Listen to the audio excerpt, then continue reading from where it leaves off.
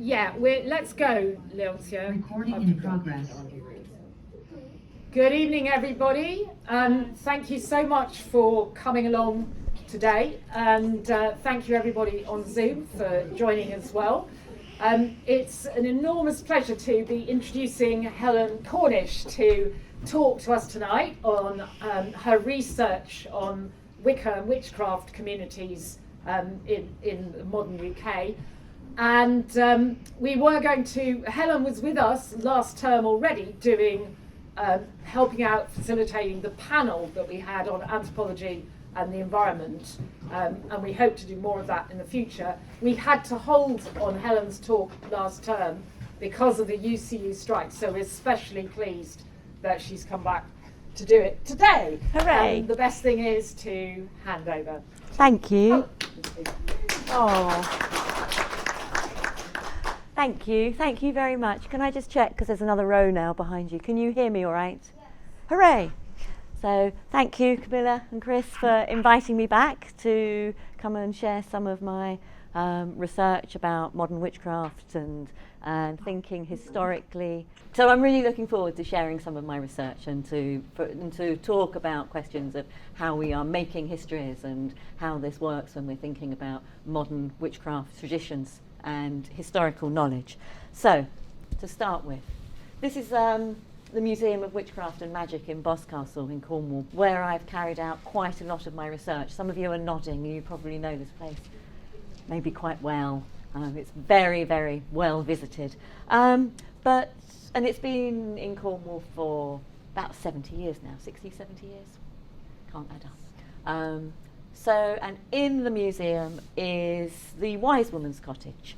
And in the guidebook of a few years ago, the Wise Woman, who is conventionally known as Joan, it describes her as tending to all manner of needs within the local community. The wise woman or cunning man had a deep knowledge of nature and a link to the land and the seasons. And she's surrounded by repurposed domestic items, foraged materials, and this room was built by Graham King, who was the owner and curator of the museum between 1997 and 2013.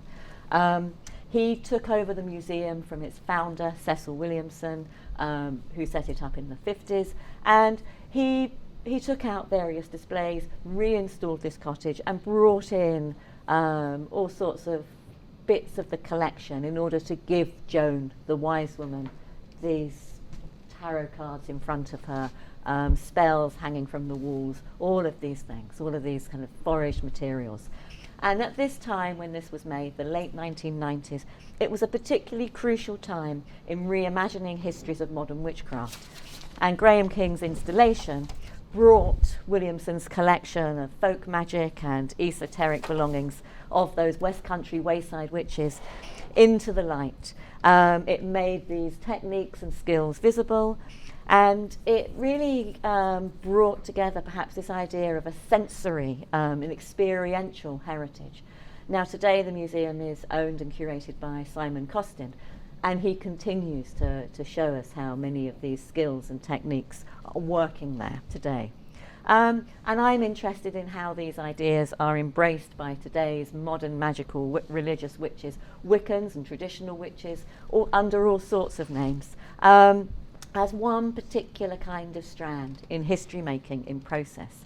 I'm interested in what kind of history is being told, what sources are being used, what counts as evidence. Is it a history of today's witchcraft? Is it a history for today's witches? There's all of these things. And it's kind of building on Cecil Williamson's ideas from the mid-20th century about this notion of the wayside witch, the silent, quiet world where witches are walking with one foot in the mundane world and one in the world of spirit. But I'll come back to that later.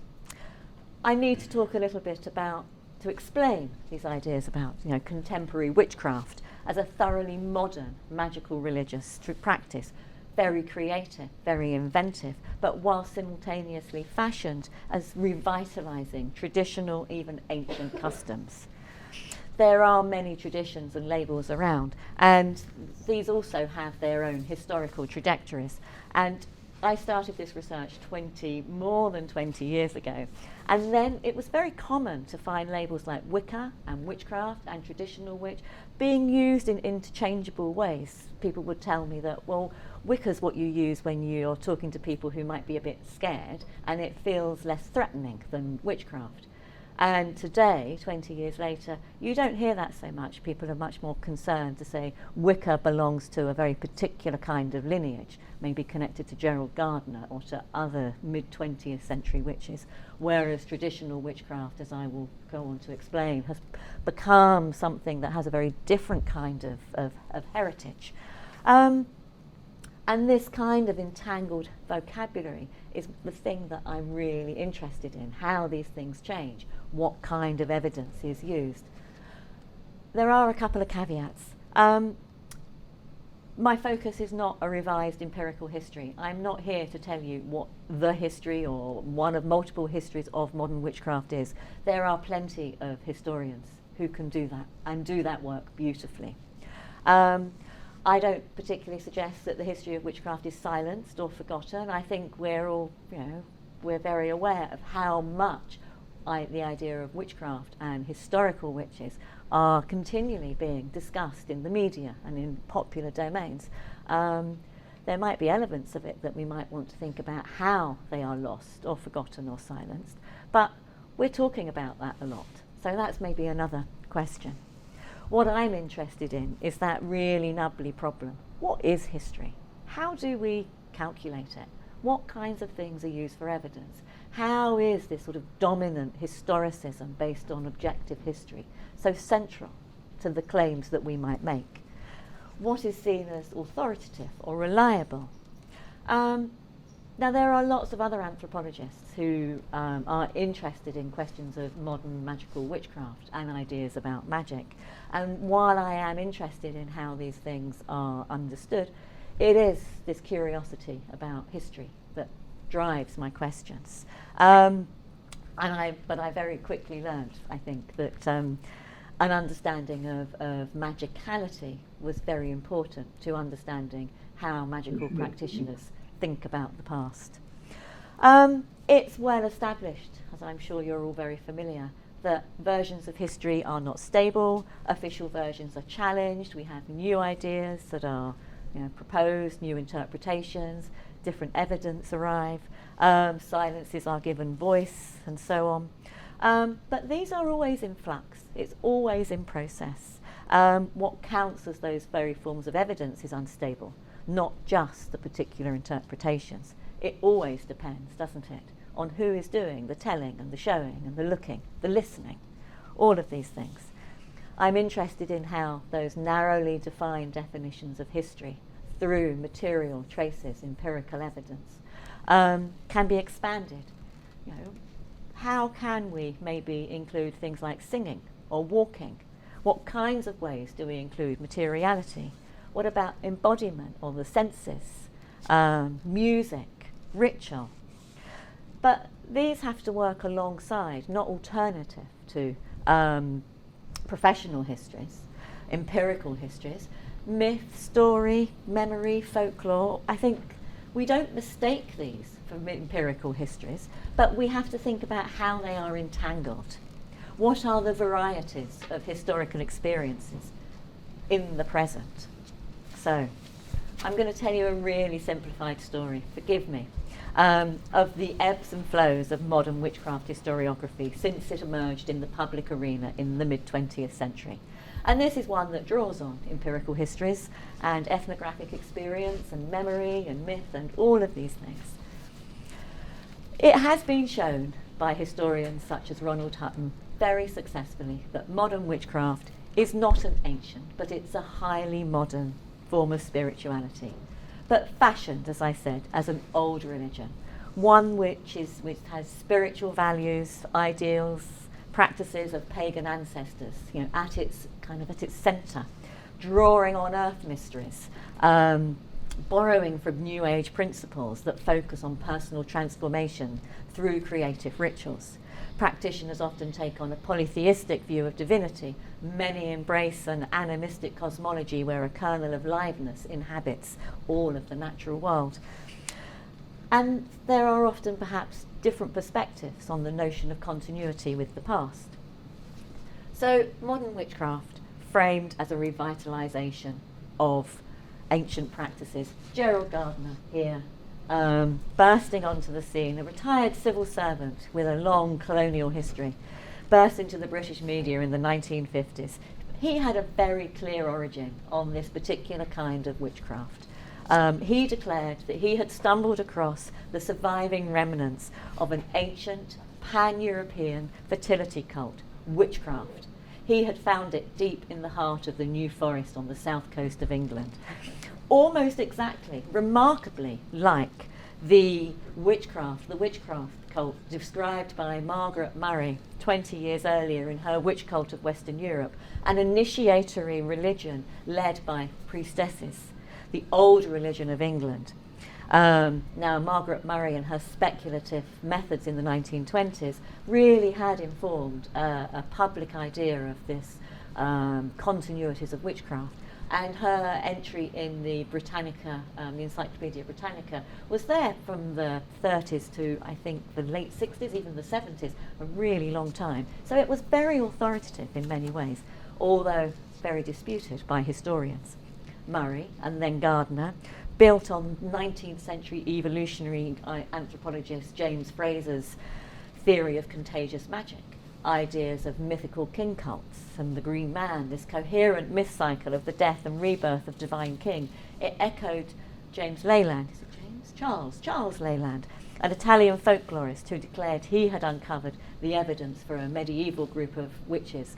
And there were other 19th century theories, such as the worship of the great mother goddess, that get interwoven into these histories. And it's important perhaps to note that these are quite literary strands, all this remaking and imagining histories of witchcraft. But there isn't really one moment in these to pinpoint where there was a stable history. So, it's kind of complicated. Gardner described this substantial, well-organised movement. He described how it was almost run out of society in the late medieval period by a ferocious Christian church and state. And in the face of persecution, witches became silent. They retreated to the shadows, meeting only in secret and transmitting knowledge orally down through the generations. While in the public domain, magical expertise fell away until only traces were left surviving in oral traditions and rural customs, until given life by Gardner. His coven and his publications, things like Witchcraft Today, all through the media, calling all covens, for example, television interviews with him. They were widely publicised, and he collaborated briefly with Cecil Williamson, who was opening the Museum of Witchcraft at that time on the Isle of Man. He later sold it to Gardner. Williamson returned to the mainland, later settled in Cornwall. You know that bit of the story. And from that time, modern, magical, religious, initiatory witchcraft continued to gain strength and numbers. So over the second half of the century, Gardner's presence as a public witch was joined by Alexander's, Cochrane, Doreen Valiente, many others, all with distinct perspectives on continuity with the past through these claims to surviving paganism, bringing in things like ancient Egyptian magic, cunning traditions. Witchcraft flowed to North America and back again, reconfigured as women's mysteries, as feminist traditions, resonant connections with the peace movement, progressive politics. It becomes this very rich movement. But with this core sense of unbroken continuities from ancient times. So, expert historians such as Ronald Hutton have investigated this, whether there is any evidence from these claims. And there are none. But it doesn't make it a fiction because of all these complicated, these rich literary sources. It didn't spring from Gardner's imagination. Hutton beautifully demonstrates, as I will talk about a little bit more, the very fertile combination of intellectual, artistic, romantic European movements from the 18th century that were intertwined with practices of ritual magic, folklore, spiritualism, and so on, rich sources of inspiration. So there's a problem of continuity, evidence, reliability. The origin story presented by Gardner as a factual and continuous history of witchcraft was no longer seen as credible. But it hadn't been seen as particularly credible by historians in the 1950s. So, you know, there's lots of voices here. But there were these deep public resonances. It worked as an authoritative and legitimate origin story, a history for an emergent modern witchcraft movement. But as this goes, history and practice are really intimately entwined. The history is the practice is the history. How do we start to even begin to unpick these things? But slowly, from the 1980s, these continuities were challenged. Concern began to bubble amongst witches and pagan communities that this origin story was not supported by the empirical record. Questions like, well, what was the history of modern witchcraft? What counted as evidence? How much did it matter? In America, in the 1970s, and between the 1970s and the 1990s, people like Aidan Kelly, for example, he suggested that Gardner's writing proved that there were much closer connections with ritual magic and Aleister Crowley than with pre-Christian paganism, visible in his creativity and the demonstrable influence of occultism and ritual magic on his practice. This was evidence for a creative new religion, not this kind of careful, closed continuities, unbroken. The sociologist Margot Adler carried out a substantial survey in America in the 1980s, and she asserted that it was very well known amongst practitioners that Gardner's story was a myth rather than a history, but this was not really reflected in the research that I was doing 20 years later. In the early 90s, I've got a bit from Wicca chat here, Julia Phillips presented at the Canberra Wiccan Conference with a critical overview of Gardner's research of the history of Wicca and Gardner's claims, the sources he used. Her text in the early internet was rapidly disseminated, and it provided a really valuable resource for increasing numbers of practitioners across the world, and these connections, I think, between the UK and North America, Australia, are really vibrant at this time.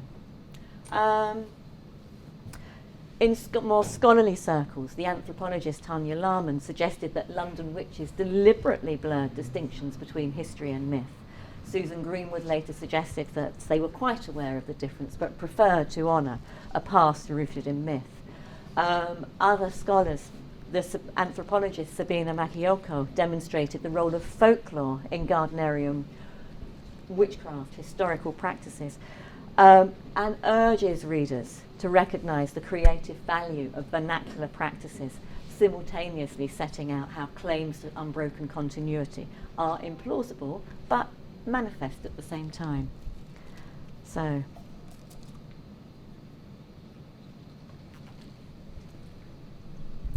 Ronald Hutton's The Triumph of the Moon is a particular marker, I think, in some of this history. He meticulously demonstrated how Gardnerian orthodoxies were unreliable, as were the sources he used. Excuse me. But crucially, he offered an alternative, a carefully plotted trajectory of those creative, artistic and literary sources, philosophical, aesthetic, occult strands, building together for this fertile ground. It was a product of a creative modernity, not a residue of traditional practice. He even suggested that pagan witchcraft was the first religion that England had offered the world. So there's all sorts of things that come in. It was given a thorough airing. This book was published just as I started doing my fieldwork in London, in Cornwall, in Brighton. He generously gave talks up and down the country, conferences and workshops and book launches. And around these there were other conferences, other workshops, book groups, moots that were dedicated to discussing his claims.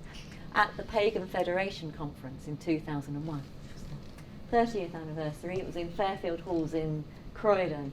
Lots of these talks were people like Marion Green, Janet Farrar, Gavin Bone, were focused on what is history, how do we evidence it, what are our responses to these anxieties of historical evidence that have been bubbling.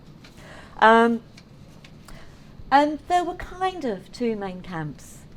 It's hugely simplified. Some passionately argued that the lack of evidence did not mean an evidence of lack. They challenged the interpretation of the documentary record. Witchcraft had been transmitted orally. It was secret. They claimed historians such as Hutton had a biased research agenda and ignored the histories that were taught inside covens. You needed to be an initiate to know. They proposed that history was written by the winners. Witches had been silenced, left little trace. On the other hand, people found it a breath of fresh air. This recognition that the empirical history was scant made it impossible to be taken seriously in the public eye. Anything else left witches open to mockery, made people look foolish. It was foolish to believe that those pagan survivalist theories were factual. And there were a lot of people who said these are fake histories, these are kind of pseudo-histories. There was a lot of this language around, but they're quite kind of polarising. Either it's all true or it's all fake. But they argued that this need to have a viable history really mattered on interfaith platforms. And this was a real growing concern as pagans were and witches were finding new spaces due to things like advocacy groups such as the Pagan Federation. There were whole internet projects that were dedicated to sharing, expanding, arguing that you needed objective standards of historical evidence against which factuality could be measured.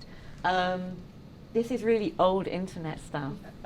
Prior to internet searches, you had things like web rings that you could join, so that you were all in a little community and you could share lists of links. Thanks to the Wayback Machine, we still have it, and there were lots of talks about these things. But so there you go. Pagans against bad history. They're asking things like, what is bad history? Why should we be against it? What can we do? How can we make sure our websites are fully accurate? And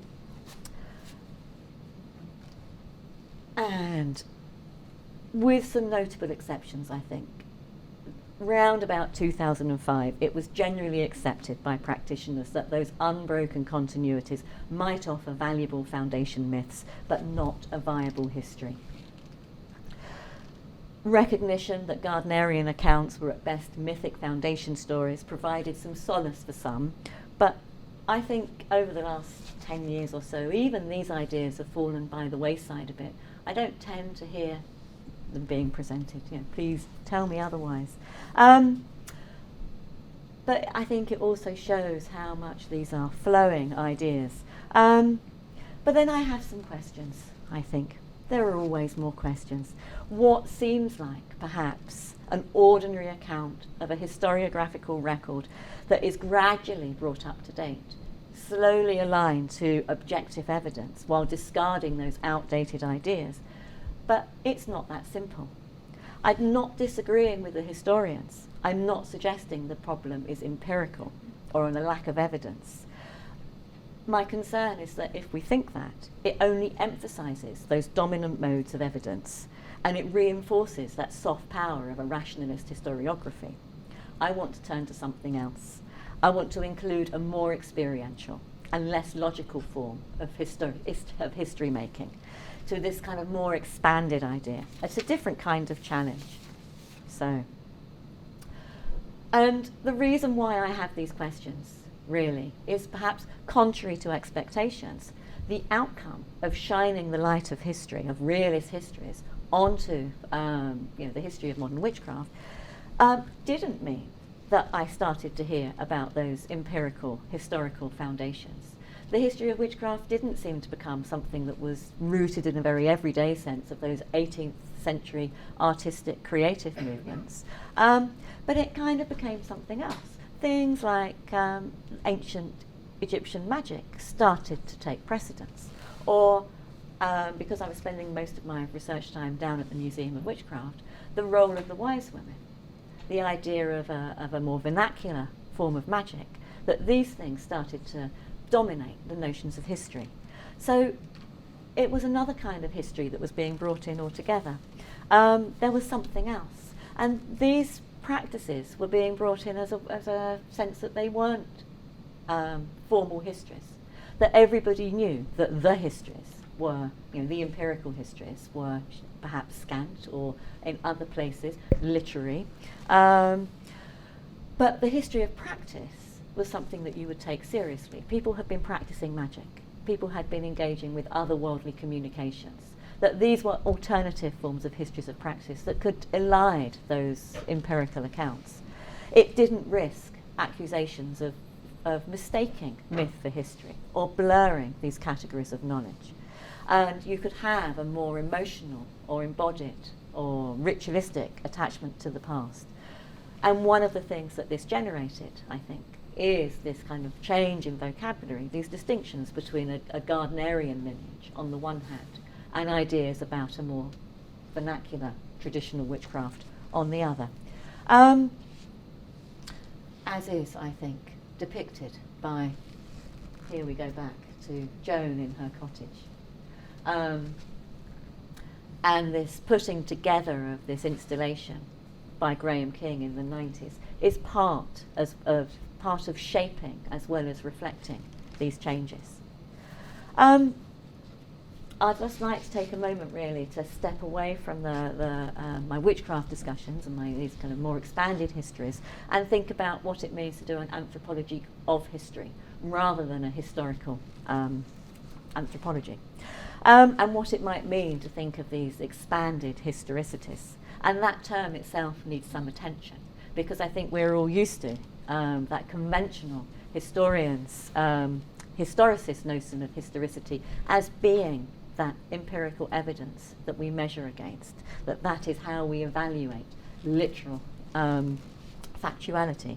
Here, in anthropological discussions about historicity, it means something, it means that we're able to attend to those more cultural perceptions of the past, grounded in temporality, to consider how we learn about, evaluate, construe the past in all kinds of ways, where time is not perhaps considered, or at least experienced, as linear. And this orderly sense of past, present and future is not always stable.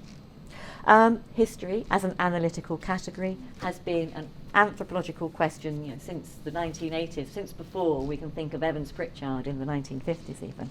But in the 1980s, there was that recognition that culture is historical. But hot on the heels of that was this recognition that history is also cultural, and what that means. So more recently, anthropologists such as Charles Stewart writes about historicity as a way of recognizing, of attending to that fundamental relationality of knowledge of the past, that it is in itself part of this changing idea of what we do. And we know that questions of historical objectivity, that whole history of ideas, is long established, this notion that objective history is problematic. In the 1980s, we might want to think of people like Trulio, for example, in Silencing the Past, setting out to challenge assumptions about historical practices and processes through his analysis of the Hayton Revolution, where he is questioning not just historical accounts in which coloniality made it impossible to explain the uprising, the revolutionary uprisings, but he also wanted to incorporate a broader set of narrators, politicians, religious leaders, journalists, in civil associations and citizens, not just the work of professional historians, with all of their agendas and interests, which kind of reveal the changing size and relevance and complexity of how history is produced, inside and outside academia, to consider how these overlaps between history as social processes, history as knowledge, fluid and unstable. Famously, Sahlins, his Islands of History, address that problem by examining structures. How do events become historical? But there is other work like Kerstin Hastrup in the early 90s setting out how established notions of historical realism are forged through ideas about scientific knowledge, classification, rooted in European Enlightenment, but crystallized by notions of temporality, where history is done and fixed and over, perhaps subject to revision, but fixed. And And more ethnographic approaches by people like Lambert, for example, set out to show how these established ideas can be reconfigured.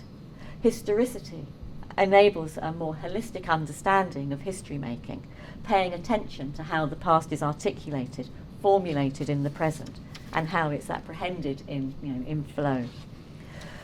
There are, I think, similar arguments that we can pick up about the imagination and the senses, how they have been downplayed in Enlightenment philosophies through visionary power of scientific hypotheses, for example, the role of poetic invention in stories of progress and other grand narratives.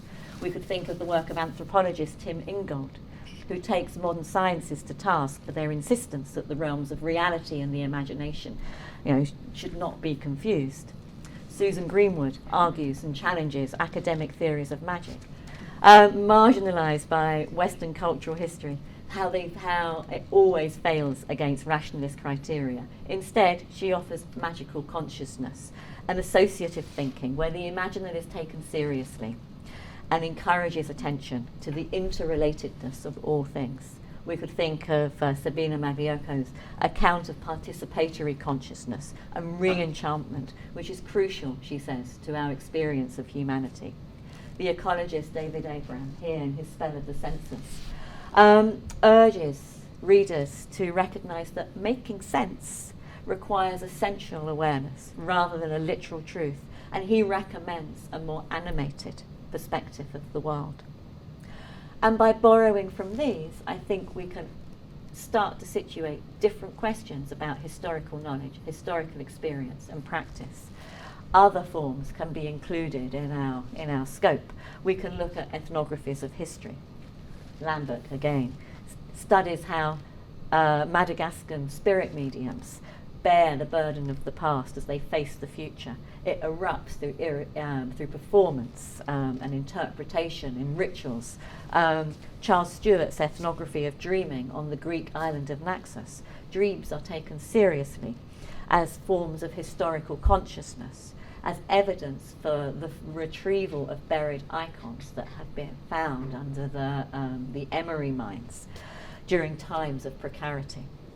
Closer to home, Giovanna Parmigiani's use of an expanded temporality to explore the nuances of history and tradition. She looks at how small groups of pagan dancers dance complex histories of community, of women's histories into being as a form of spiritual practice, and it untethers linear temporality. And these are not historical ethnographies strictly, but they don't attempt to adjudicate between an empirical count and local versions. They are all present. It's to do with making histories in the moment. It recognises these different varieties of historical registers, and it brings those objective empirical histories into the same conversation, into the same set of processes as myth and memory and folklore and these more vernacular ideas. And it's useful, I think, because it doesn't downplay or marginalise or separate the everyday production of the past by practitioners. It recognises these different approaches. It brings them into the same conversation. And it also, I think, perhaps helps us challenge these notions, these dominant notions of European historicity produced through Enlightenment and scientific principles. It helps us see how that is also how history is culturally made. It is not perhaps so obvious, these ideas of linear, fixed notions. It's not the case in practice. It doesn't evaluate one kind of knowledge against realist criteria and say, well, it works for the people in practice, but it doesn't really do as a history. And it helps us put these things, it weaves those realist strands through our experience.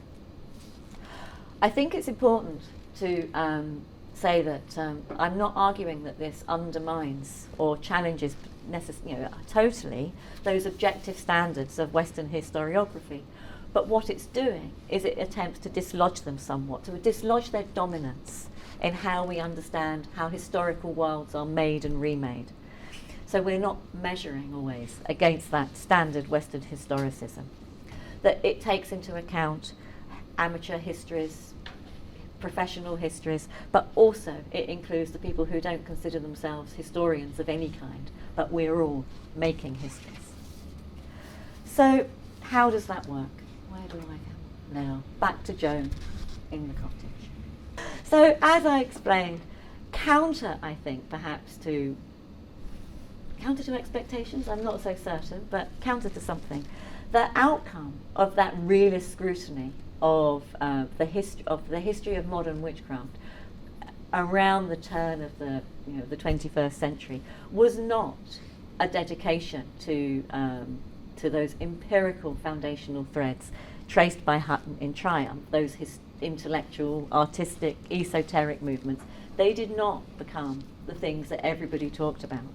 But instead, there was this realigning of expectations of those interpretations with these other things that people were doing, these alternative ways of connecting to the past through vernacular practices of magic, through the pivot towards folk magic, cunning experts, as a far more emotional engagement. And this is what I started to understand when I took part in seasonal rituals and I walked the Cornish cliffs. I joined workshops on chanting or how to see fairies, or took part in spiral dancing. I walked around the museum with visitors keen to visit their favourite objects, who would introduce me to them as old friends and show them as active examples of folk magic, tell me their histories and their futures and their expectations. And these were vibrant nodes in dynamic forms of history making, in which wise women offered emotional access to the deep past, an evocative ground in which people could put down historical roots, but not as objective or even mythic origin stories, but in the name of experience and in the imagination.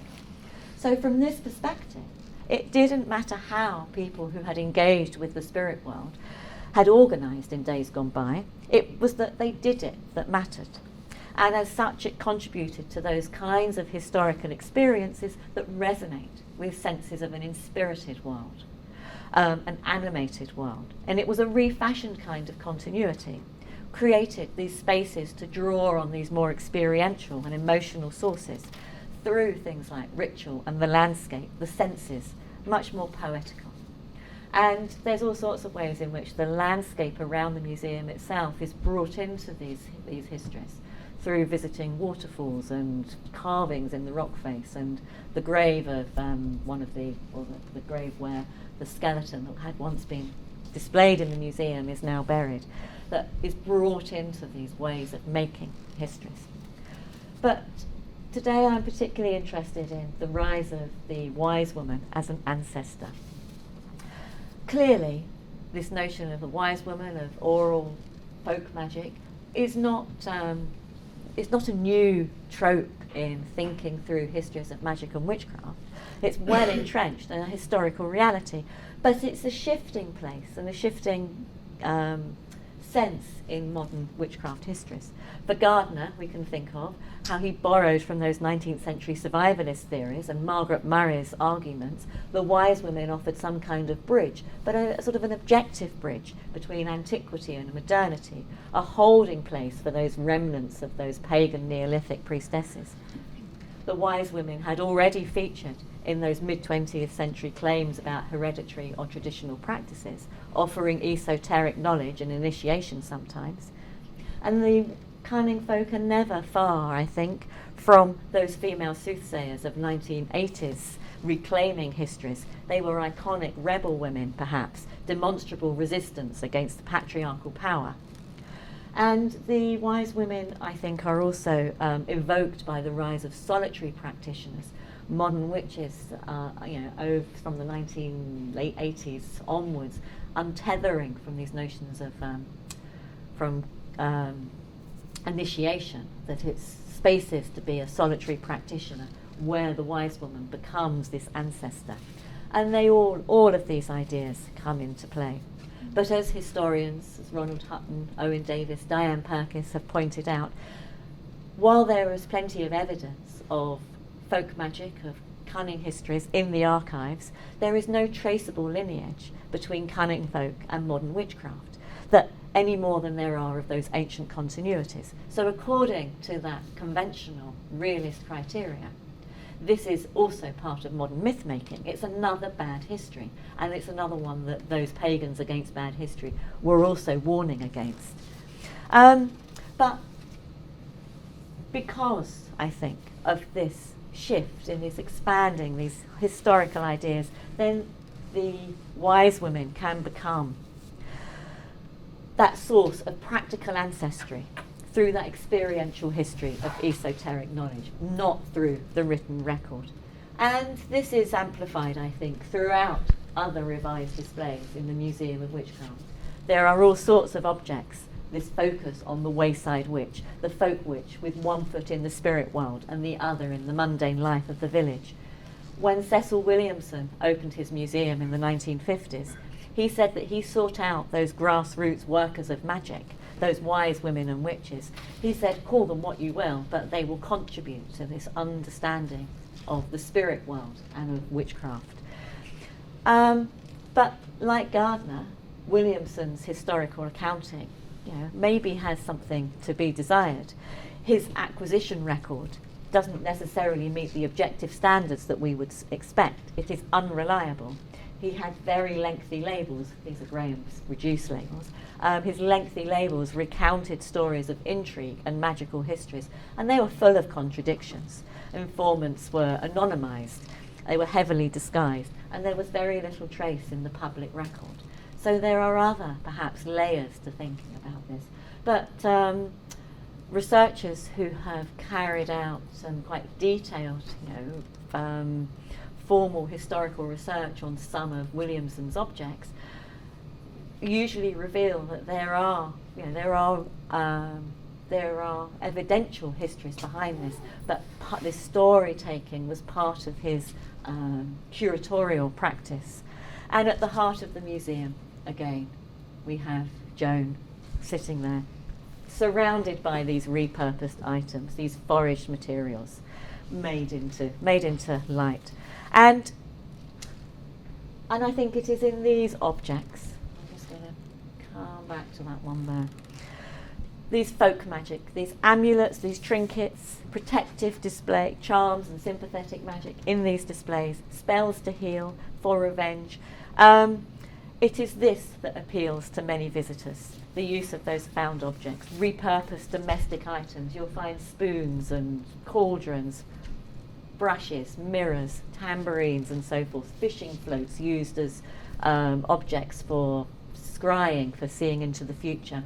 There are glass knitting needles, other repurposed domestic items. There are lengths of ropes that are tied to hold the wind inside, ready to be released.